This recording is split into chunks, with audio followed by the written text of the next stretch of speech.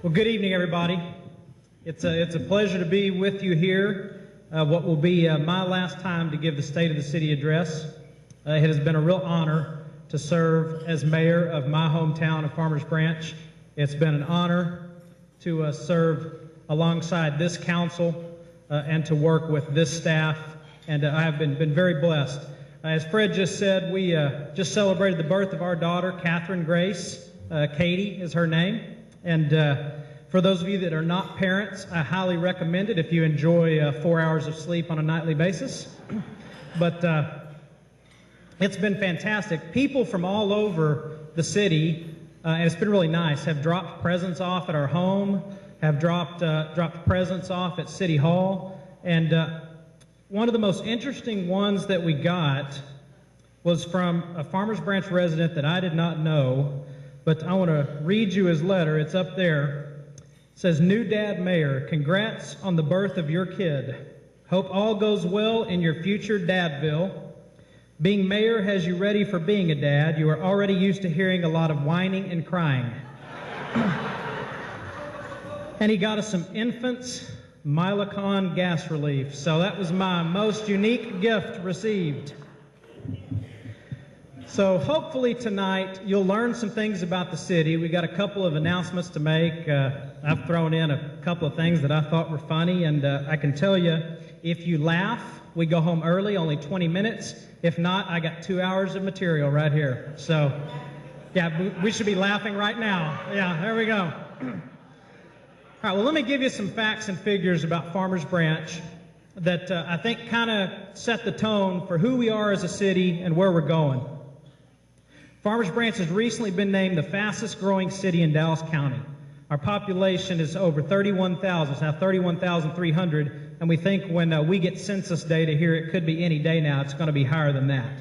Our daytime population, many of you know, and it's the business community that does this, is twice the size of our residential population. And a pretty neat couple of statistics here. Farmers Branch is 12 square miles. We have $4 billion in taxable property in those 12 square miles.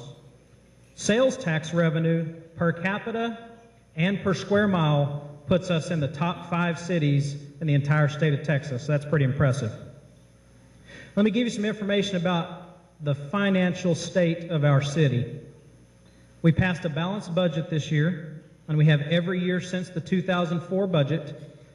There's a myth that kind of runs around this town and probably others that there's a state law that you have to have a balanced budget as a city. That is incorrect, but we've had one every year since 2004. This year, when people all across the country were crying out for governments to reduce expenditures, our budget went down from $96 million, the overall budget, $96 million to $78 million, which we think is a really good thing.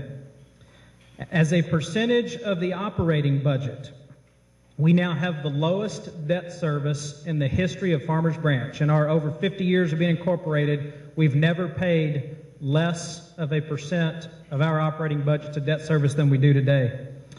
We have a very strong bond rating. We've had that for several years. Our property tax rate is the 5th lowest in Dallas County, and that's for all properties. For a homeowner residential, we're actually the 4th lowest. And a neighboring city, Carrollton, did a survey of cities all across the Metroplex and to figure out who the least expensive place was to live, which city was the least expensive place. And they factored in property tax rates, trash fees, water, and sewer rates, and you know which one finished at the top of the list, Farmers Branch.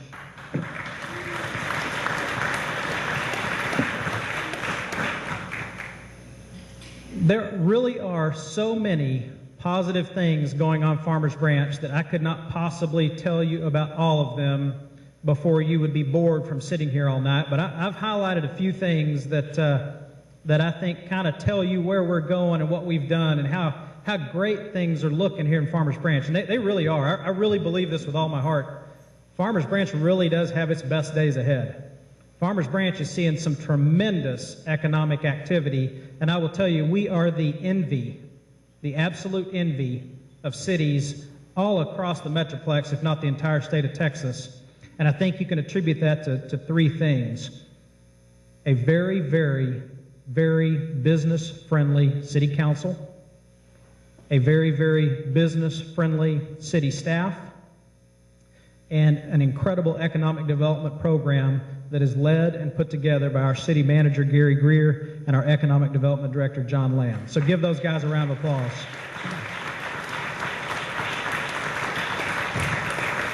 All right, so let's get to some good stuff here. In January, home and garden retailer Wisteria announced that they're moving their corporate headquarters and distribution center to Farmers Branch. Weir's Furniture is right now in the process of moving their headquarters to Farmers Branch. Many of you have probably seen that sign I think it's Spring Valley and Inwood. They're also bringing in a retail store, and that is a deal that I will tell you, John Land worked harder than any person I've ever seen keeping together. It was falling apart multiple times due to nothing the city did wrong. It was just a building location that looked like it could be trouble. But he worked it and worked it and worked it. We all worked it together and made Weir's a reality. So Weir's is here in Farmers Branch, and their retail store will be opening up this year.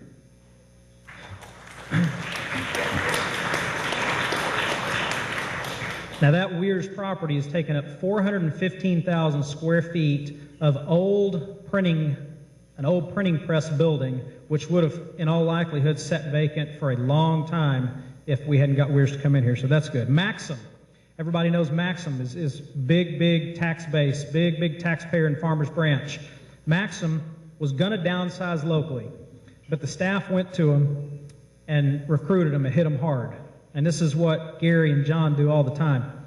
And they got him to not only stay in Farmers Branch, but to agree to build a research and development facility on their campus here in Farmers Branch, a $25 million investment that is going to retain 300 employees, transfer 500 more to Farmers Branch, and create 200 new jobs. Another great thing happening in our city. Colgate relocated their customer call center to their existing Farmers Branch location. iMart and Texaco both moved their corporate headquarters here. Sports Supply Group elected to stay in Farmers Branch with the hard work of our city staff, keeping their existing 230 employees and $18 million in inventory of sporting goods.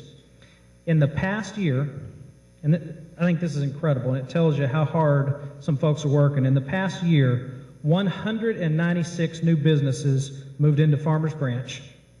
That encompassed 1.7 million square feet of space, created 1,867 jobs. In addition to that, 148 businesses already here expanded, accounting for an additional 439,000 square feet and 667 jobs. We've got a couple of really cool upcoming economic development projects. Essilor of America, everybody knows Essilor, located on I-35. They're adding an additional 60,000 square feet to their facility. We'll be tearing down an old rundown building and building a brand new research and development facility where their North American headquarters is, right here in Farmers Branch. And Coca-Cola Enterprises plans on taking up 3 floors of their existing building and bringing in at least 75 new jobs to Farmers Branch. Many of you have heard, some of you haven't, the city is a finalist for 3 different Real Estate Deal of the Year awards from the Dallas Business Journal. I'm going to tell you a little bit about one of them in a minute, but one is for the Maxim Project, one is for the Weir's Project, and I'll go ahead and tell you now, there's been rumors around town, which seems to be around here a lot, about the grocery store going into the Four Corners, and that's not going to happen, or they're pulling out. I can tell you the contract for the neighborhood market by Walmart has been signed, sealed, and delivered. That will be a reality. It is going to, yeah, you can applaud that. Go ahead.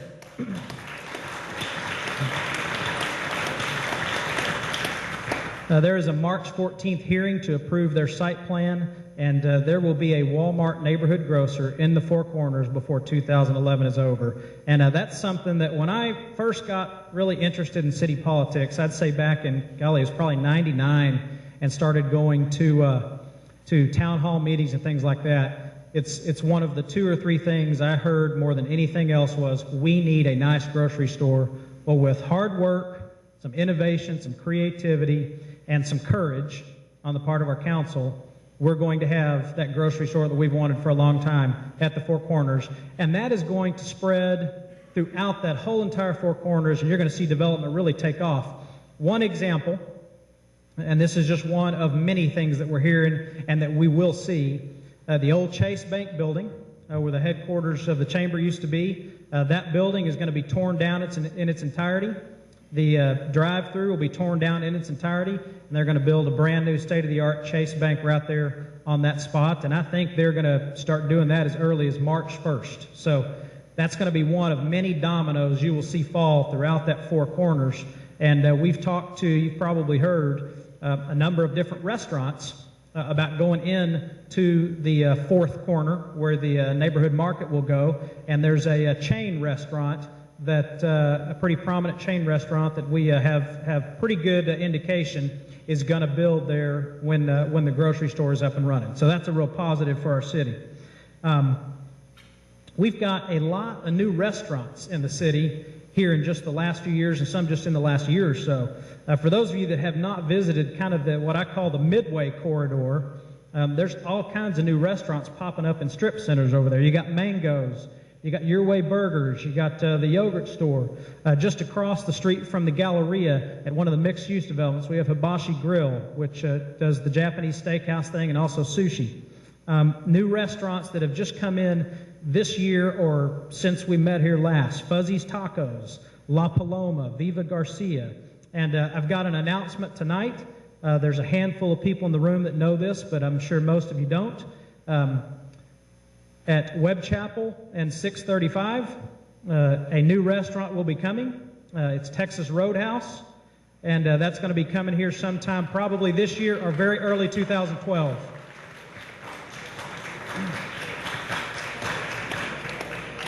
While we're on the subject of restaurants, I'll tell you that Nuevo Leon was named by Texas Monthly one of the top 50 Mexican restaurants in the state. Yeah.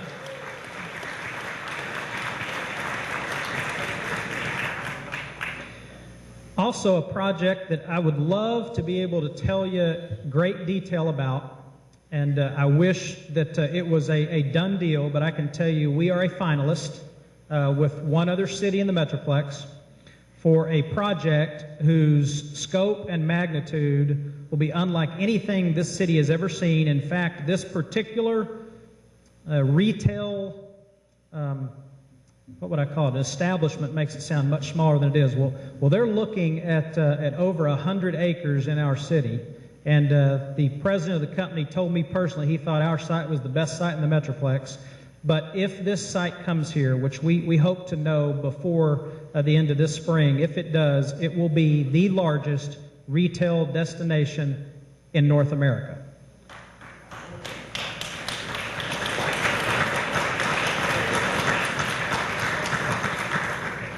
And I can tell you that our staff, our council, and myself included, we've worked really hard to make this thing a reality, and I am confident that we're going to push it through, and it's going to be a place that all of us will think is really cool, be really proud of, and will spur development unlike anything we have seen since probably the 1980s. And I can't name the location that it's going, but knowing that it's 100 acres, you can probably draw your own conclusions and figure it out.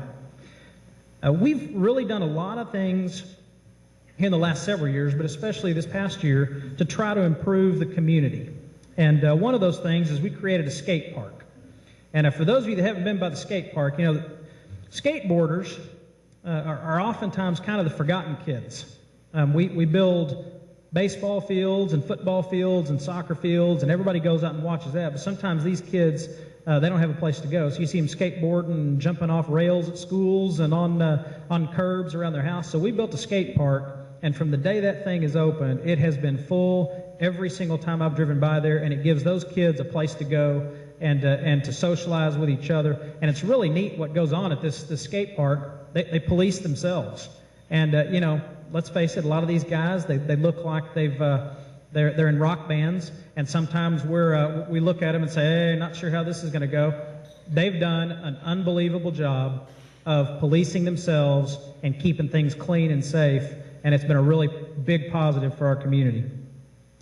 I challenged the council at one point, I want to say it's probably about 6 months ago, to go out and look at other cities here in Texas, all across the United States, and figure out something that we could bring back to the community and add value and add a more family atmosphere to our city. And they came back with a lot of great ideas, but one of the ones that came back and has been a tremendous success was recommended by our Mayor Pro Tem, Harold Freilich.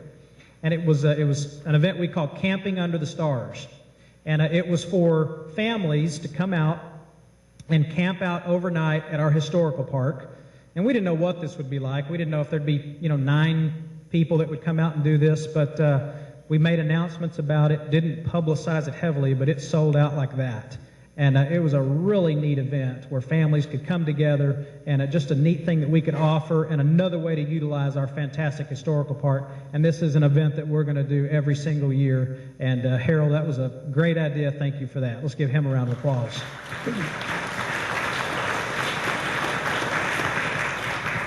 Some good things happened with our schools in the area this year. CFB-ISD received a recognized rating. Parish Episcopal, one of our private schools, won a state football championship in TAPS. And we have a new charter school that is led by our former mayor, John Dodd, called Branch Park Academy. It's a fine arts school, and that just got off the ground here this past fall, but we expect big things from John and his school. Special events. One of the neatest things that I've had the privilege of working on as mayor, one of the neatest things that I have seen the council, the staff, and the community come together and do was Liberty Fest. And I don't know how many of you in this room didn't go there, but it was a one-day event designed to celebrate our country, our military, and all that is great about America. And we had close to 30,000 people in attendance at this one-day event. Had a concert by REO Speedwagon, and it was a tremendous success. So we're doing it again this year, Memorial Day weekend. It's going to be a two-night event. The first night, we're going to have a concert by 38 Special, and the second night, we will have a concert by Rick Springfield.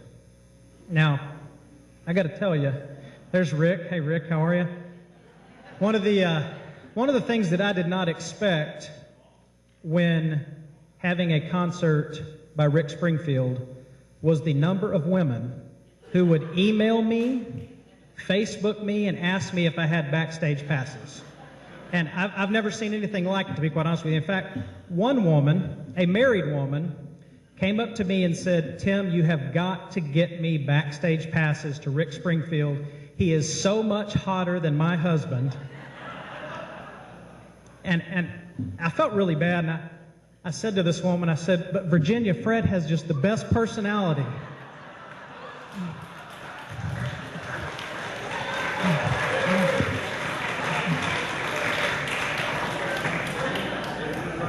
We kid Fred. You know, Fred, he has given us 5 wonderful, incredible years as the director of our chamber. He's been with us 9, but he's given us 5 incredible years. We love Fred. Is there a better guy around than Fred Ferguson? Give him a round of applause.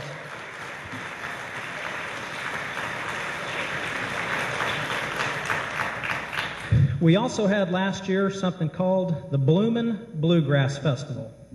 And when we planned this, I had no idea what this was going to be. And I can tell you, I wasn't terribly excited about it. But we had people come literally from all across the United States. And they filled up hotel rooms throughout the city. And so we are going to do this again. It was a great event, and that gives us 2 really neat, really cool signature events in Farmers Branch, Liberty Fest and the Bloomin' Bluegrass Festival. We also had our usual Christmas tour of lights, but here's some cool stuff about the Christmas tour of lights. We've upgraded the light displays, and many of you know, many of you work it. It's manned every night by our local charities, and every single night that that's open, a local charity runs the park, and people drive through and they give donations to that charity. Well, this year, and this is the second year in a row we've seen this kind of increase, there was a 40% increase in donations this year compared to last year, and last year saw a 40% increase in donations from the year before. And I think you can say that simply came from we upgraded it and made it look better and made it more modern, and we got a lot of people that came through, so it really helped our charities. We were also a host city for Super Bowl 45, and what that means for us, why it's good, is our hotels were at full capacity, our full-service hotels during Super Bowl week. So the hotel revenue that will come in there, the sales tax revenue that will come in from people that came to our city will be fantastic for us. As you know, DART has arrived, and it only took 27 years, but it made it. And what's really neat about the train, if you haven't had a chance to do this yet, you really should, get on that train at the farthest station in North Carrollton and ride it to the very end at Buckner. And you will see there is no place on that train track anywhere near as ready to be developed as Farmers Branch, or anywhere near as pretty as the one we have in Farmers Branch. And because of that, we're going to have a development that I'm announcing to you tonight, a 204-unit urban-style apartment complex with 10,000 square feet on the ground floor. We have chosen a developer, Western Securities Limited. Let me tell you who these guys are. They own and operate the Westin Stonebriar Hotel, the Sheraton Stonebriar Hotel.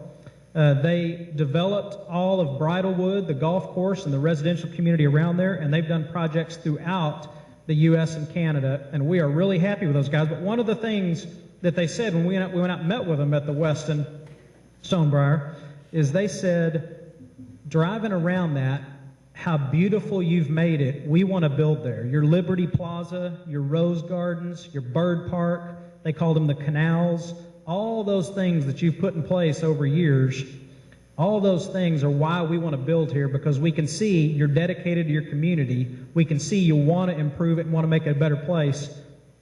And so these folks have their pick of wherever they want to go. This is a high-class, well-funded group, well-capitalized group, and they've chosen us, and that's going to be the start of our downtown. And you'll see, I bet you, dirt flying. What do you think, Gary? Sometime before the year is over. So it's going to be great. It's going to be great for our station area. We're really excited about that.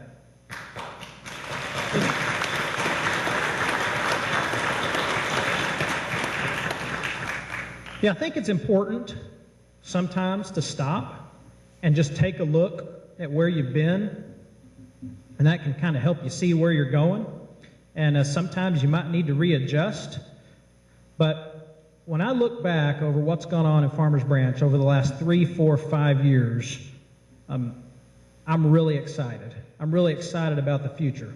And I think things are really looking up. You know, one of the things that I've tried to impress upon council and our management staff is that you are always selling. Now, if you don't know you're selling, you're not selling very well. But you are always selling. And so you can either move forwards or you can move backwards, but there's no staying in place. Well, Farmers Branch is a city that is moving forward.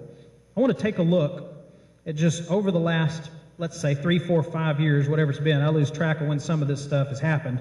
But over the last 3, 4, 5 years, take a look at some of the things that's gone on in the city. In terms of economic development, we've brought in Graphic Solutions Group. They relocated from Dallas with a $4 million payroll.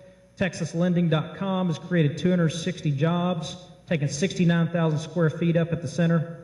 SoftLayer remodeled an old building, put $30 million into it, and brought $80 million worth of technology on site. Stanley Works relocated a division from Ohio to Farmers Branch. I2 Technologies, a group that we recruited many years ago, probably long before I was on there, was looking at leaving. John and the staff went and met with them, kept them, retained them, and all of their 400 employees and 117,000 square feet. Monotronics, another company, was thinking about leaving. Other city was offering them a better deal. Staff met with them, kept them here. Source Inc., another company, thinking about leaving because of greener pastures with money offered by other cities. They decided to stay. We created, we built the Broadstone. I say we didn't build. Brought in Broadstone Parkway, the mixed-use development right across the street from the Galleria where Hibachi Grill is. Brought in a townhome complex near Midway and Alpha. Brought in urban-style apartment complexes in Mercer Crossing and at Alpha and Midway. And that townhome development on a smaller scale, but on a much larger scale, Prairie Crossing. That is what is fueling all of that growth on Midway Road and all those new restaurants. And then we brought in a senior living center over in Mercer Crossing. We've brought in the right people to move the city forward. Our city manager, Gary Greer, our economic development director, John Land, our assistant city, John's good, our assistant city managers, Matt Benoit and Shanna Sims Bradish, police chief Sid Fuller, and of course our new fire chief, Steve Parker, that replaces our longtime and fantastic chief, Kyle King. Let's give all of those folks a round of applause.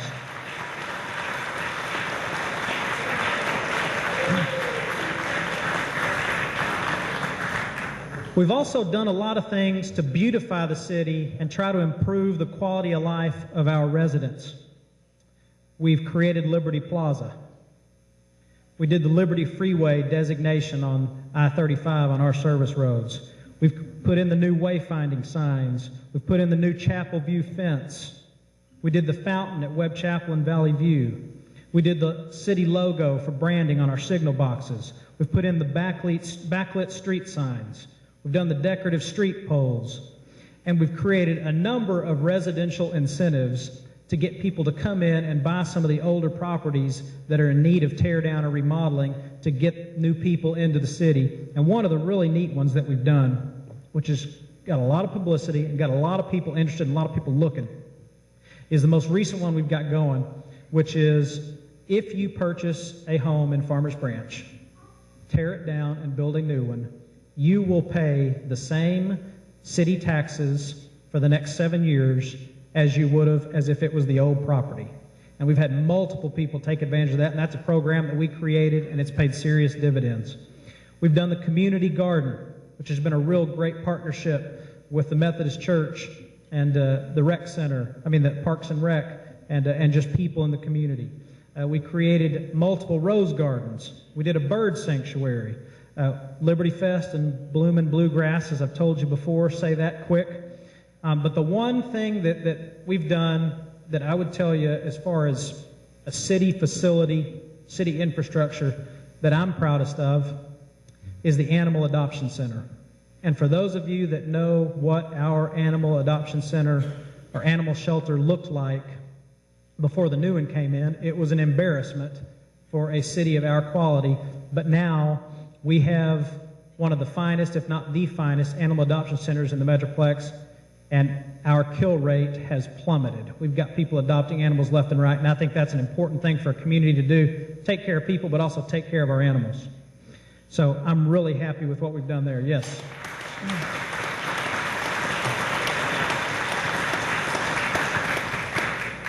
A few things about finances, what we've done in the last few years. We've had a balanced budget every year, never raising taxes to balance the budget. We we increased the senior homestead exemption, which cut taxes for all seniors that own homes in the city. And we have increased state and federal grant money coming into the city by 20%.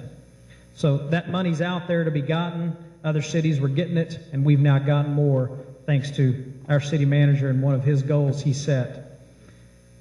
We've also made the city safer. And some of you might say, well, this is a safe city. And I would agree with you, it is. But let me tell you some of the things that we've done and some statistics that I think you'll find pretty cool, pretty incredible.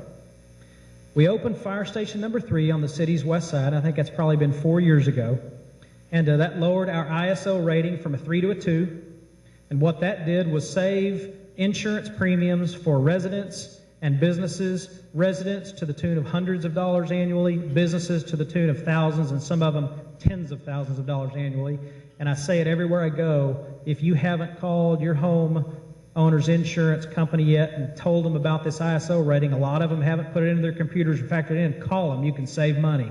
ISO rating from 3 to 2. Today, we broke ground on the new Fire Station number 1. It's going to be relocated right across the street from the library. You'll see that going up. That will be in place, operational, and running with our new chief leading the charge before 2011 closes. And it's going to be a state-of-the-art, fantastic fire station. What it's going to do, it's It's going to help us get that ISO rating to a 1, which is the best you can possibly have.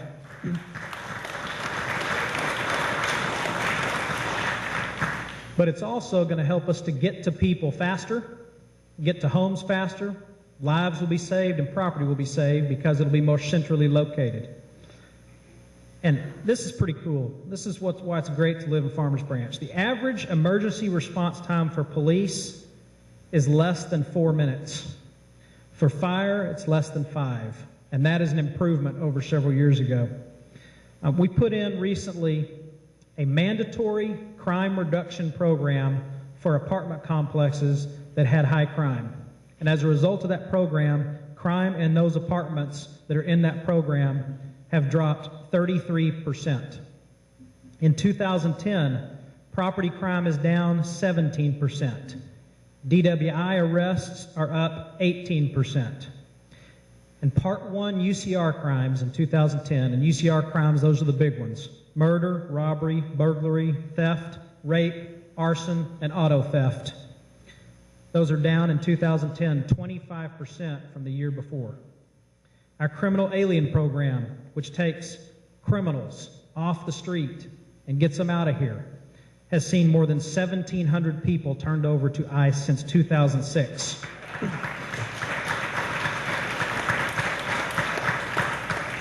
And I think this stat really tells the tale. And I want you to think about this for a minute. I want you to think about if you've ever been hit by an uninsured driver and how much it cost you to pay your deductible to get your car fixed, and think of how many cars we have on our streets and how many wrecks you see happen on a daily basis or a weekly basis. In 2006, 43% of all auto accidents in Farmers Branch involved at least one uninsured driver.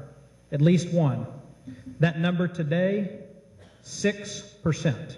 Think of the millions that has saved.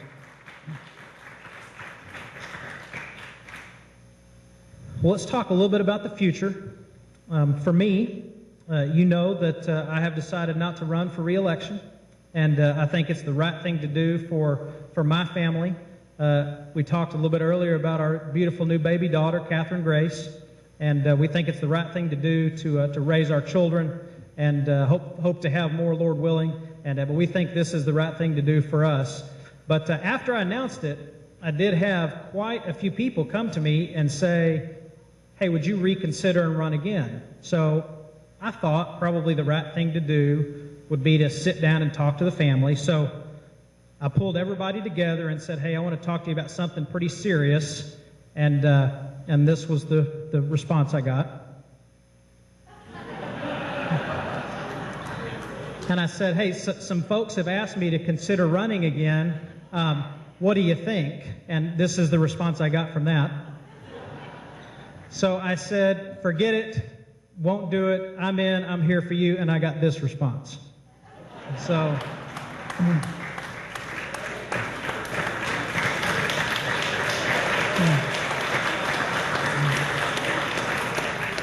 you know, a lot of people like to show pictures of their kids, but not a lot of people get to do it in front of this many people on the screen, so I couldn't resist. Thank you for allowing me to do that. Where do I see Farmers Branch going in the future? I will tell you, we have a strong city council. We have a city council with vision, and it takes vision to run a city and run it right. We have a city council with courage. They are not afraid of how they're going to be hurt politically when they make what people say are a tough decision. They have courage and they have vision, and it has been an honor to work alongside each one of them. But we also have a strong city staff, a city staff that's on board with moving forward, and a city staff that's interested in doing, not just talking, and not doing one study after another study after another study with no action. In fact, through all of the economic development efforts we have seen here in the last couple of years, we now have more lines out in the ocean than we know what to do with. And we are now hiring a contract person to bring them in to help us with all of this economic development activity. Farmers Branch is absolutely on its way up. And I believe with all of my heart that the best days for Farmers Branch are ahead. And when I took office, young, dumb, 38, I thought you could just fix every problem you saw existed, in a year and a half. And I've learned quite a bit since I've been in office, and I realize it takes time to build a masterpiece. But with our council and with our staff, we absolutely are heading in the right direction. And I feel comfortable stepping down at this point because I know I'm leaving it in good hands. And I truly, truly believe that the best days for Farmers Branch are ahead. So with that, I'm going to close, say thank you for all of your friendship. Thank you for allowing me to serve this community. It has been the honor of a lifetime. And may God bless all of you, and may God bless Farmers Branch. Thank you.